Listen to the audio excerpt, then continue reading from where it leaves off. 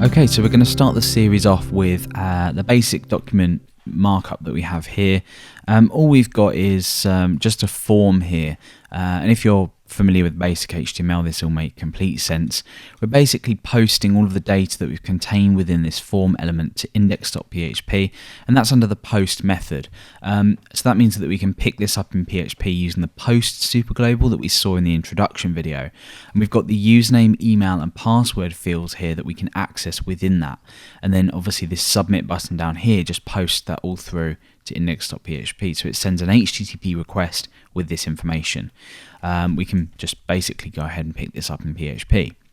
Now what we're going to be doing is we're going to be requiring everything in and instantiating everything at the top of this page. Ideally you would have some kind of MVC structure, or you would include this in a separate file, but bear in mind you do need to instantiate a new validator object every time you want to perform validation, so it's best to do that for within each controller method, or however you're working with this, or on every page if you're just doing all your logic at the top of the page.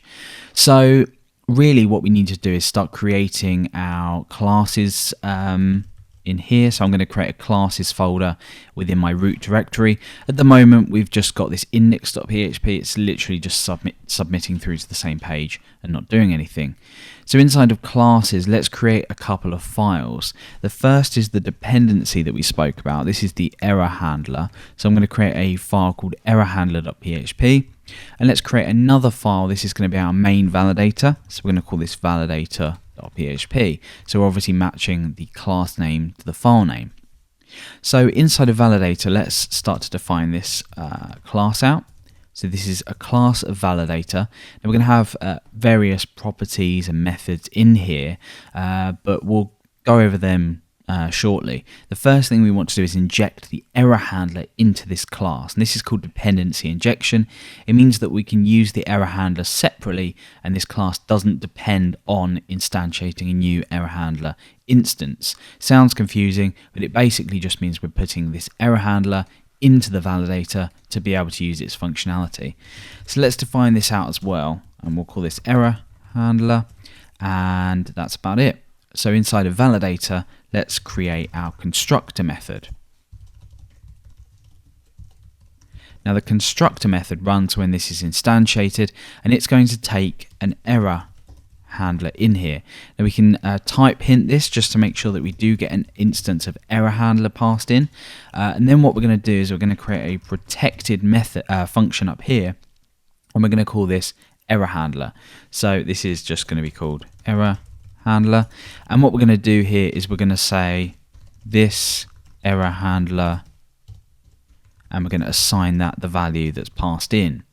So now what we can do is we can instantiate this, and we can instantiate this as well. So let's just require these files in and do that now. So we're going to do a require once on classes error handler.php, and we're going to do a require once on classes validator.php. So now what we can do is we can create a new instance of our error handler. So let's create a variable called error handler, and we'll assign this new error handler. That's it. Now we're going to say validator equals new validator, and we want to pass in the error handler, and that's it. So what we'll do is we will only instantiate this if we are seeing elements within our post superglobal. So let's move this just up here and indent that. So after this happens, we can then start to use our methods available in validator, and the first one is checking if the data is available, or sort of checking and providing in the rules. So we want to look something like this. We want to say validation.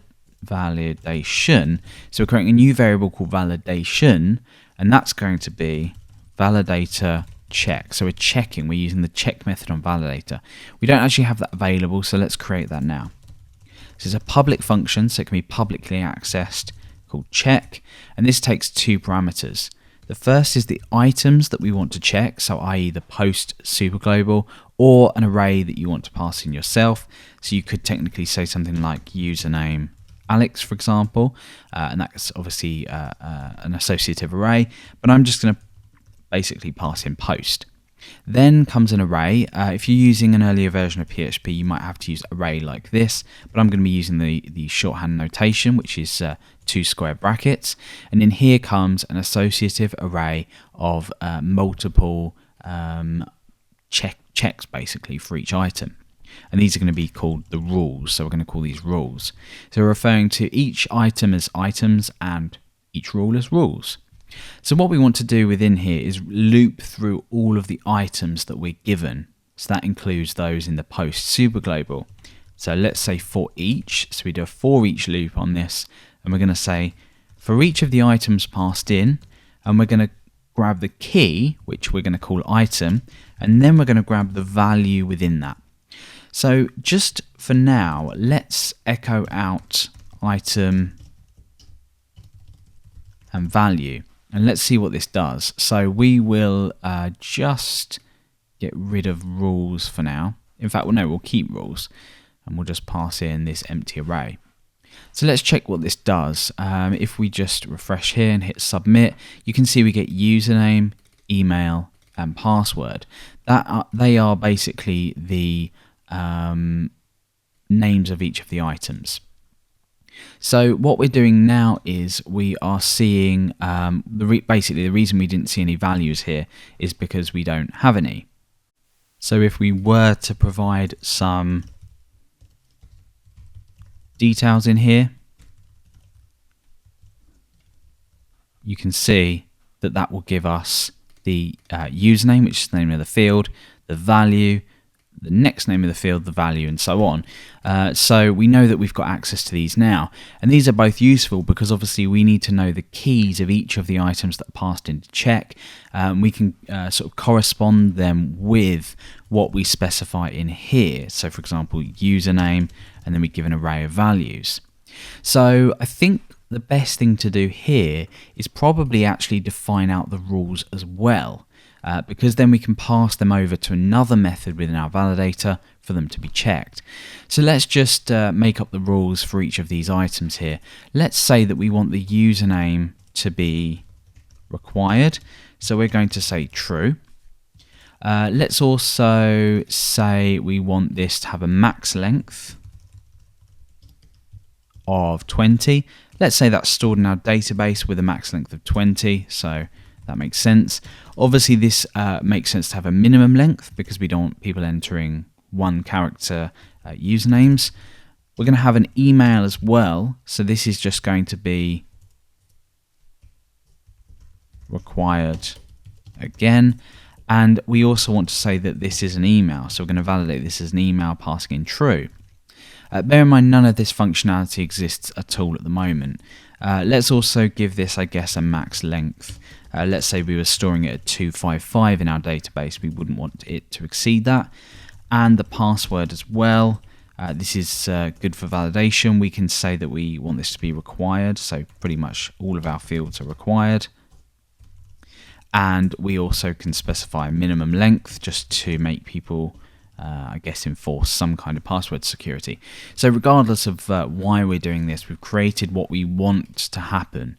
This is the functionality that we want. So inside of Validator, after we've looped through each of the items, what we want to do is we want to check basically whether the values that are passed in our post data or whatever is passed in here are actually available here.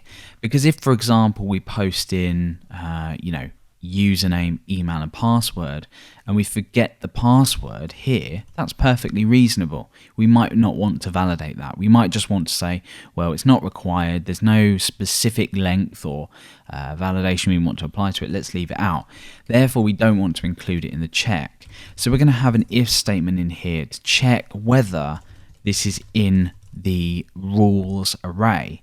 So we take the item, which remember is the key name, and we want to check whether it's in one of these. And we do that by using the array keys function, which will basically return the keys from an array. Makes sense. So in this case, the rules, which are all of these, would basically give back an array with username, email, and password, and then that checks it against that. So now what we want to do is pass it to a validator within our validator, or a validate method within our validator. So we're going to say this validate. Now we're going to basically put a few things into an array here. The reason we're passing this off to another method is because it makes sense to break things up. Here we're doing a couple of checks, we're looping through each item, and we're calling another method. This method would get way too long if we didn't break it up. So that's why we're doing it here. So we're going to say that we want the field to be the item. Remember, this is the field name. We echoed that out earlier. We're going to provide a value to the validate method as well, and that's just going to be the value, which is obviously here. That could be, my password, my email address. And we also then want to provide the rules, and we say rules and then item, and that's the reason we did this check in the first place, because otherwise this wouldn't be set. So this item corresponds to username, email, and password, and therefore we're just passing the rules here. So these arrays, we're passing these arrays along with the data and the field name to the validate method. So let's create this method here. It's going to be a protected method because we don't need to access it from outside of this class, obviously unless we have inheritance. But this is going to be called validate, and this is going to take in some data. So we're just going to call this item. Okay, so in here, we're not going to do too much either. We don't want to overload the amount of checking we do in here or anything like that. The first thing I want to do is I want to extract the field name because I'm going to use it a couple of times later. So I'm just going to say item field. Remember, that's this that we pushed into this method earlier. So now what we want to do is we want to loop through each rule. We've already looped through each item, and then we're calling this validate method for each item. But now what we want to do for, say, username, we want to loop through all of these rules. For email, we want to loop through all of these rules. So what we want to do is, again, do a for each. But this time we want to loop through item rules, and this is going to be as rule. Now this is the rule name, so this is required, max length, min length, email, or whatever else you want to extend this with, and this is going to bring in a satisfier. Now the satisfier is what satisfies that this rule has been met. So for example, the max length, the satisfier is 20. The value passed in here to this must be a maximum of 20 characters long. So what we now want to do is think about this. We need a set of allowed rules. The reason being is because we're going to be dynamically calling methods. So I'm going to not do all the validation in here. I'm going to create separate methods for each piece of validation. So whether it's required or not, whether it's a max or min length, email, exists in a database or whatever. So we need to create a little if statement here, and we need to use the inArray function to check if the rule is within a set of rules allowed. And if this isn't quite clear just now, don't worry too much. It will become clearer later when you see how we're going to be dynamically calling these. So we're going to say if inArray rule this rules. Now this rules is an array which doesn't quite exist yet. So let's go ahead and create this up here. So protected rules. This is just going to be an array of method names that exist within this this class. Now we could see if say the rule name is callable, but that doesn't stop us passing in fields that will call this check method. And again, if this is a little bit confusing, don't worry, it will become clear later when we build this out. So we're going to have required, min length, max length, and email. So let's populate this here. So required, min length, max length, and email. Simple as that. So only if this rule exists will it work. So I'm just, for purpose of testing, I'm going to echo out rule and perhaps append a break onto there. And you can see that now what's going to happen is when I submit, we get for each one, so this is for username, this is for email, and this is for password, we get each of them output. However, if we neglect to include required in this array, you will see that we omit the required then. So that's now not checking required. So once we know that this is going to be called, we could also check if it's callable. That's up to you whether you put that in. But what we're now going to do is we're going to call or use a function in PHP called call user func array. Now this could be confusing if you've never come across it before. But what we're going to do is we're going to check for a return value on a method within our class. So actually, let's leave this out for now because it can easily become confusing. Let's now define all of the methods that we need to check required, min length, max length, and email. So these are going to be protected because we don't need to access these outside. So we're going to say required. Now, each of these methods that we create are going to take in the actual field in case we need the field name, the value, and of course the satisfier. So in this case, what we're going to do is for required, it's fairly straightforward. We need to provide field, value, and satisfier anyway, but we don't actually need all of these. We just need the value. Now here what we're doing is we're checking if a value is not empty. So I'm going to return, if not empty, value. And we may also want to trim this as well, just to remove any white space. So that's checking if that value is required. You may want to do additional checks in here, it's entirely up to you, but that's now done.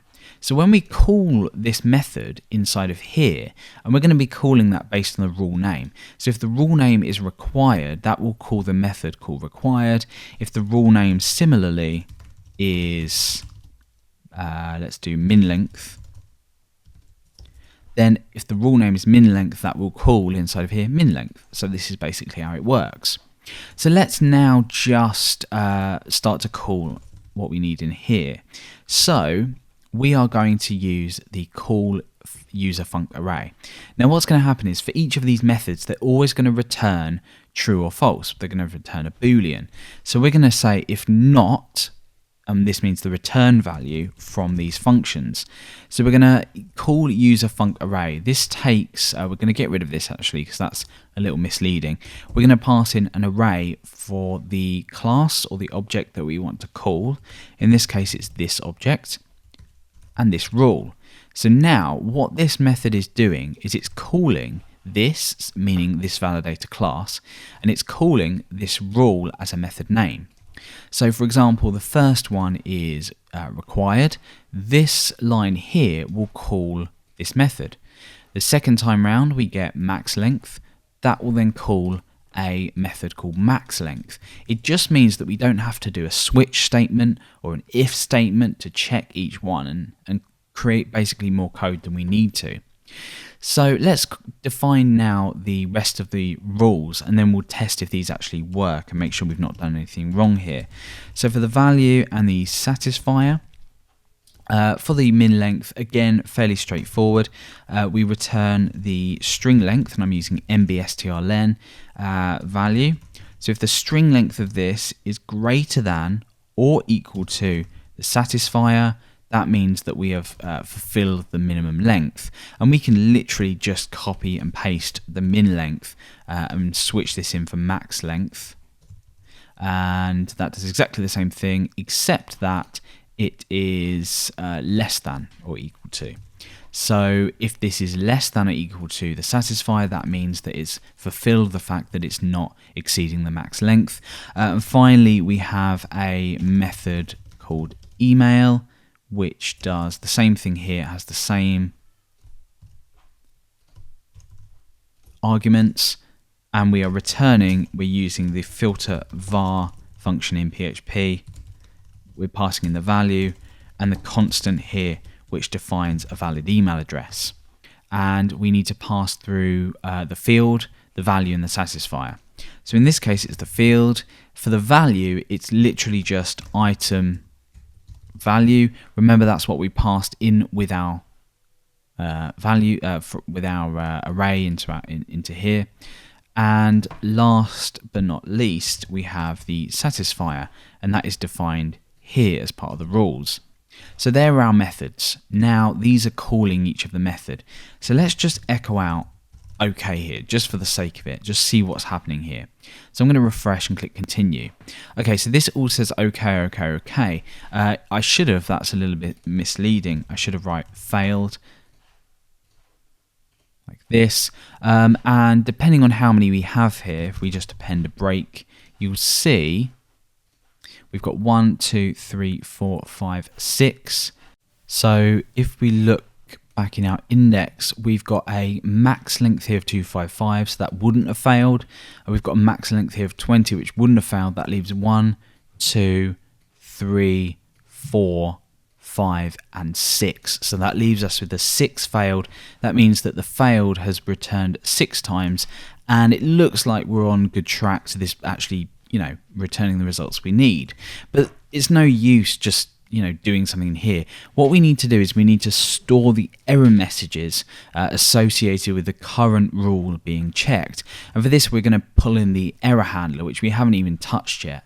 This is fairly straightforward. The error handler just basically allows us to store errors, add errors, return all errors, check if the errors actually exist, and also grab the first error from a specific rule or specific field rather. So let's create this error handler and see this in action. So we're going to have a errors array here, and we're leaving this or automatically assigning this with an empty array because it could there could be no errors added. So we want to use the empty method on this to check if it contains any values. Now what we're interested in doing here is allowing errors to be added. So this should be add error. So adding an error means we pass in an error message, but we also want to optionally allow a key to be specified to group these. And by grouping them, I mean if we want to add an error specifically for the username, that means that we can provide the key of username. And the reason that we're doing this but also not allowing or not requiring this is because you can use this error handler elsewhere in your application. We don't want to specifically tie this down to what we're doing within our validator. That's bad practice. So to add an error, the first thing we want to do is check if the key actually exists. So we're going to say if key. Now if a key does exist, we want to say this errors, remember this is that array up here, and we want to add an error within this specific key. An error is basically just going to be a string. So we could say something like, let's just give an example down here, let's say error handler.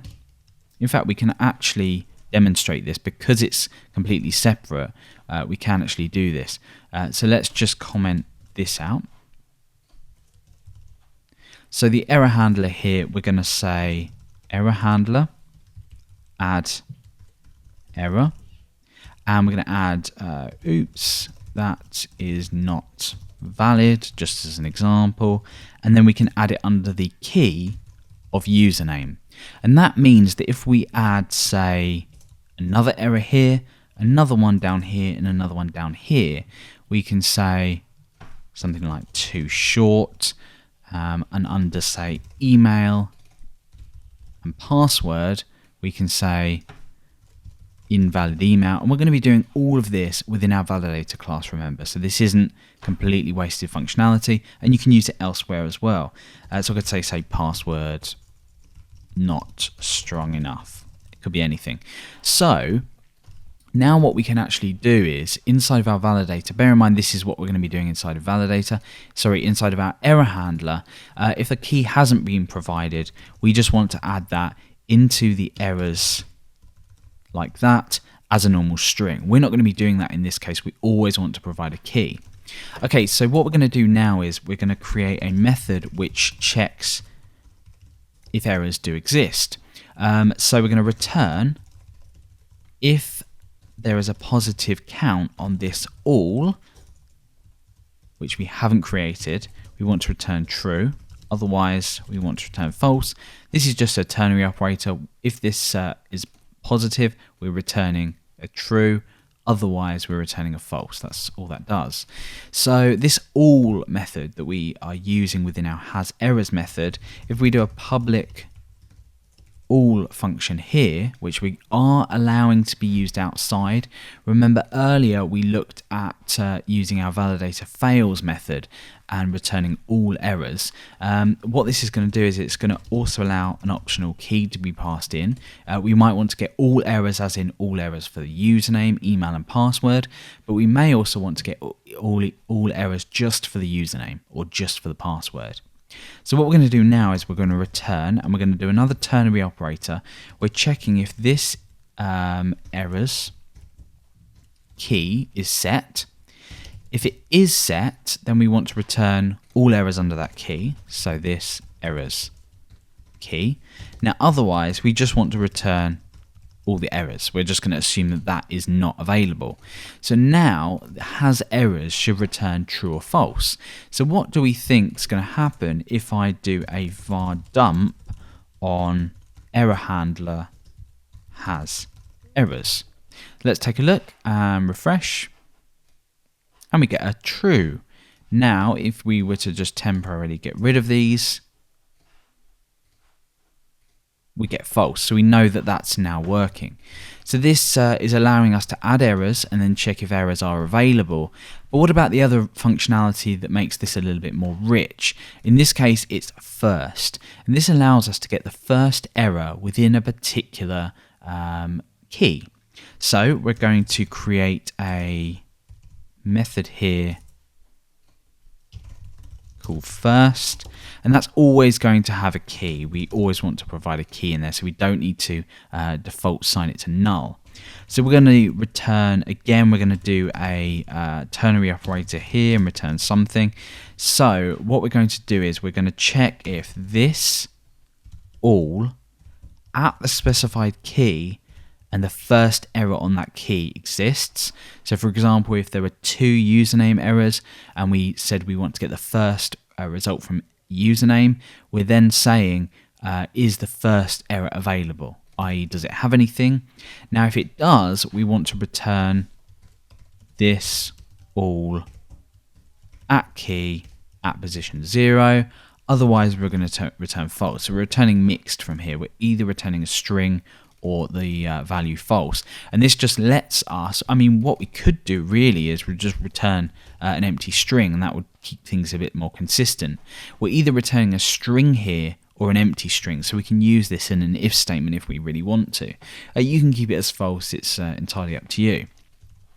So now let's check this out and see if this actually works. So let's start to put this into an if statement. We're going to say if error handler has errors, then I'm going to say, oh, I want to get the first username error. In that case, it's oops, this is not valid. So I'm going to say echo error handler first username. So that should give me oops, that is not valid. Cool. If this was switched around the other way, it will tell me too short. There we are. Cool, so that works. Now let's try it on the all method, and it might help that we wrap this in pre-tags. That just gives us this output with line breaks. We need to do a print R on that. And there we go. So we've got all of the errors in with our keys, along with our keys, and there we are. Now bear in mind, if we're not using keys, let's just get rid of these again temporarily. We would literally just see a list of errors, which is perfectly fine. You may want to use that for this reason. So we've now got this. We may again want to get all from username. We've already built this functionality, and that will just give us them too that relate to the username. So we've got this all working. We can get rid of all of this except our error handler instantiation, and we can start to bring this back now. So what I'm now going to do is start to use the error handler inside of the validator. Remember earlier when we constructed, we passed this in as a dependency and we stored it up here. So inside of back to our call user func array, if a false value is returned from any of these, that means there's an error. So we want to then go ahead and store an error. So I'm going to say this error handler. We're calling this exactly like we did just a moment ago on index, but we're calling it from within validator. So we're going to add an error. Now remember, again, this takes an error, so an error string, and it takes a namespace or a key if you like. So for example, username. We can't obviously hard code that because we're looping through each of the values. In this case though, we want to store it in the field. Remember, we passed the field through for each of the fields and we obtained it here. That's then passed into there. So this will be username for the first loop, this will be email for the second, and password for the third. Now for adding the actual error, this is a little bit more tricky, so I'm going to pull this down just so we can concentrate a little bit more on this. So I'm pulling that down. What we're going to do here is something slightly tricky. We are going to, because bear in mind we need to provide an error for each field, but we want to say the username field is empty. We can't hard code anything in here because we're doing this dynamically. So we need to store a list of errors up here. So we can do that within a public, we could call this errors, I suppose, or messages would be better. Now this is going to be an array of strings. It's going to be an associative array. So for required, I'm going to choose the message that I want to output. And because I've set this as a public, this means that this can be changed. It can come from a config, it can be overridden. You can expand this if you need that functionality, but the likelihood is that you'll probably just come in here and edit it. So for required, I'm going to say the field. This is a placeholder. This will change. This could be the username field is required, the password field is required, the email, the bio, whatever you're choosing is your field name. This needs to be flexible. So we're going to say the field is required. And we're going to be using str replace to replace this in a moment. So for min length, this is a similar deal, but this time we want to also replace in the satisfier. So we're going to say the field must be a minimum of satisfier length. And we'll do a similar thing for max length here as well. So let's just grab this and paste this down here. So it must be a maximum of, the field must be a maximum of, yeah, that makes sense. Okay, so the last one is the email. And again, if you're creating your own options, you can extend this. That is not a valid email address. That's a pretty straightforward one. Okay, so we've got these messages here, but how are we going to grab these values and replace in these placeholders? Oh, that's fairly straightforward. We're going to use str replace. Now str replace takes a needle, which is what you're looking for. It takes a haystack, which is what you are looking for in, and it takes a needle, a replacement, and a where you're replacing, basically. So for this, what we're doing is we're passing in arrays rather than single values, and we're looking within this messages rule. So for example, in this first loop, let's say the rule is required. That will grab this value here. So this string now is under replacement, and we want to replace the values in here, field, satisfier, and we want to replace them with the field, which we get from here, and the satisfier, which we get from here. So let's say, for example, this is a username. We are saying required, true, max length, min length. So this whole thing, as we know, let's pull this over. This whole thing we know is going to loop or be called, this method is going to be called 3 times.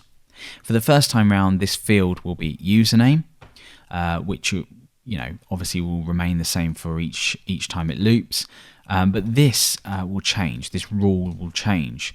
So we'll get this string for required max length and min length. We'll replace in the field and the satisfier, and then that will be added to the errors if this, as we've already discussed, is invalid. So what we now want to do is, obviously within our validator, we want to introduce some more methods that will check whether or not errors have occurred. So we've stored these errors now, so now we need to check them. So let's create a public function called errors. Now what this is going to do is it's going to do something slightly different. We're not actually going to return the errors. We're going to return this error handler. Handler. So let's test this out. So we don't have a fails method yet, so we can't do anything here. But what we're going to do is I'm going to do a var dump on validation errors. So what's happened here is I'm basically trying to chain on a method, because we've already called this check method here, but the check method doesn't actually return anything, and it should return this. So by returning this, it returns the entire object, and therefore I can chain on methods like errors. So when I refresh now, you can see that we get this error handler object back, and it's got all the errors in here. So we know all the errors are being stored. You can actually see now the fruit of our labor. The username field is required. That is not a valid email address. The password field is required. The password field must be a minimum of 6 length. So we can see here with such little work, by doing this and this check down here, we've actually created quite a powerful system. So instead of errors, what we want to do is we also want to have a fails method. So we can do something more correctly down here, and we can say something like if validation fails, so this will return a boolean. Then I'm going to do a print R on validation errors all. Remember, by calling all on errors, what we're actually doing is we're calling all on an error handler. So we're referring to this method inside of here, all. So let's just tidy this up a little bit and do a wrap in pre-tags. And inside of validator now, we want to implement this fails method. So this is going to return this error handler and has errors. And this is obviously implemented in here, which returns a boolean. So this therefore is going to return a boolean. So now, if the validator fails, we're outputting the errors from the error handler. So let's check this out, hit submit, and we get this array here. And we can change this up like we saw before with username inside of all, and that will only return us with the username errors. And we can also call the first method on a particular field, like so. So with actually very little code, we've managed to create a validator which you can extend your validation requirements. We've implemented a separate error handler which is used inside of validator as a dependency. Now, extending your validation rules are as simple as adding it to our protected rules, which, by the way, earlier we discussed, may not make sense. The reason being here is, for example, if I was, from a security point of view, I was, creating some validation rules, etc., and I wanted to say, check in here. Now, because we've got check written in here, what that's actually going to do then is call, it's not really from a security point of view, it's more from a sort of correctness point of view or a consistency point of view, that would then call this method, because we're calling methods on the fly. So we do that just to make sure that they're available. And like I said earlier, you can use is callable as well, checking if the method is callable. Anyway, adding your own validation is as simple as just taking one of these messages and creating it for yourself and whatever the validation rule is. What we can also then do, or what you should also then do, is add a new item in here, and then obviously you would create a new method, and that would basically just do your check and return true, false, or whatever, and it would then replace the field and the satisfier fields that are input here. So with that, we've created the base for a very simple validation class.